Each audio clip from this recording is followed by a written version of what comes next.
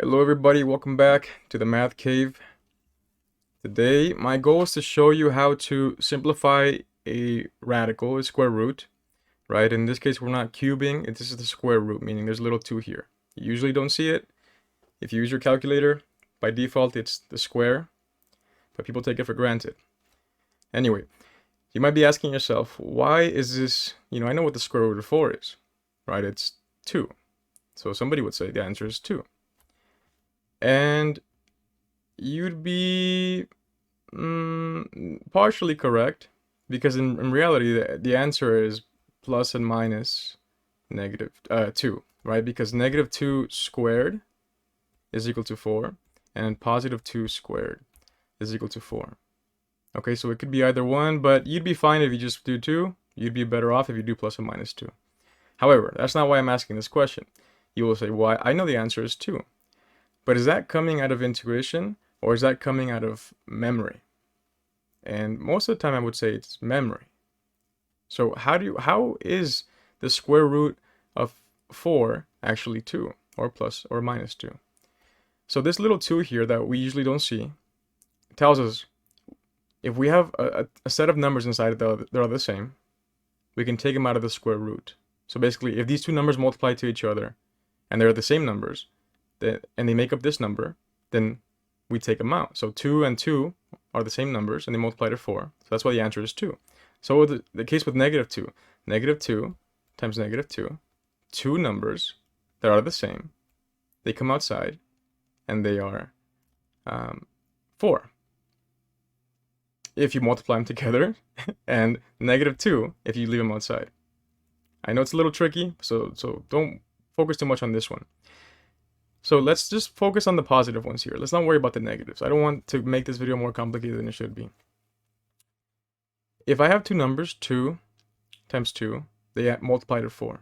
That's easy because if we break 4 up, we really only have two options, right? We have 2 and 2, or we have 4 and 1. But 4 can still be broken down into 2 and 2. So let's say we had gone this route. We now have this number at the bottom of the trunk, of the base. We have this number at the base, and we have this number that we weren't able to break down. So are any of these guys twins? Yes, we have two 2's. So when they come out, they unite as 2. That's why the answer is 2. Okay, I know it's a little bit tricky, but bear with me.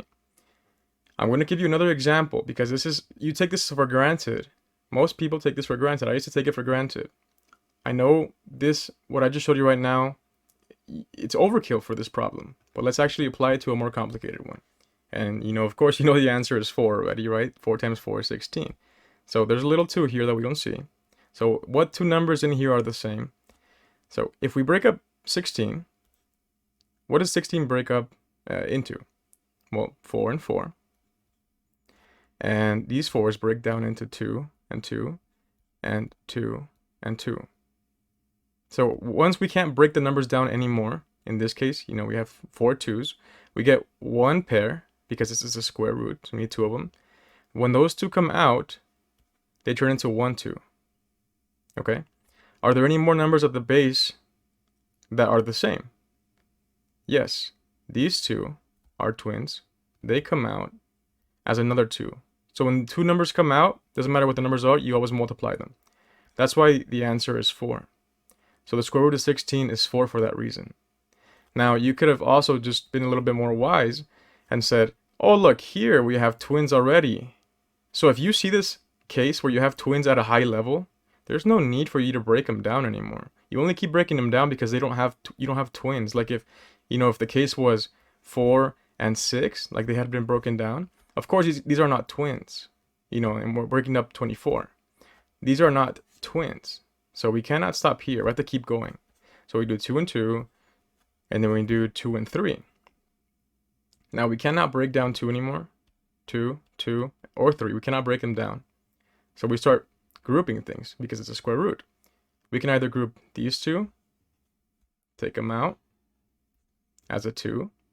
Is there anything else that we can group? Are there any other twins in here? And the answer is no. We have a single 2 and a single 3.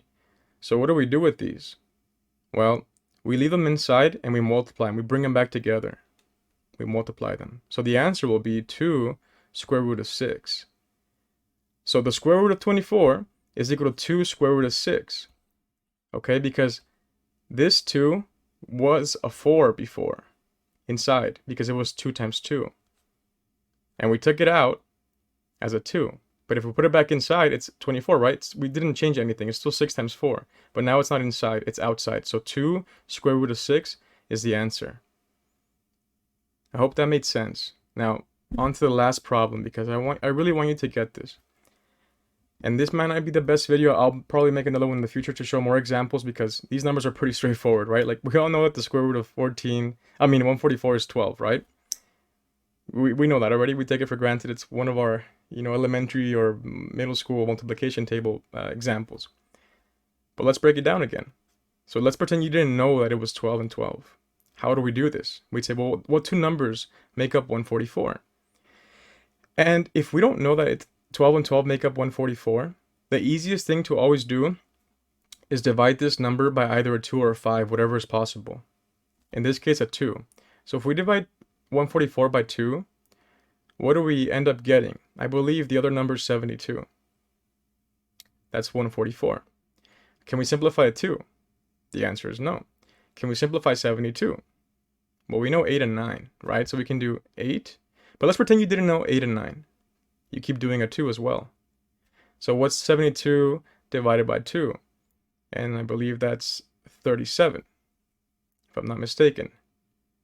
Is that 37? 36. Okay, yes, I'm a little slow today. Sorry, a little slow. 36. And now we do 36. Can we divide 36 by anything? Yes, 2 and 18. And you might be telling yourself, wait, why'd you do 2 and 18? It's obviously 6 and 6. I know, but let's pretend you didn't know. Let's pretend you didn't know, and I'm helping you figure it out for, whenever you're lost. So now we do 9 and 2, because now I can see 9 and 2, and then we have 3 and 3. So now we broke down everything. We broke everything down. We can't proceed. We have a 2, we have a 2, we have a 2, we have a 3, we have a 3, and we have a 2. So per the square root, the little 2 here, we need twins. So I'm going to group up these two, take those out as 1, 2. Okay. I can group these two. I'll take those out as another 2, so they multiply each other. And I have a twins here, 3. So I have a set of 3's there.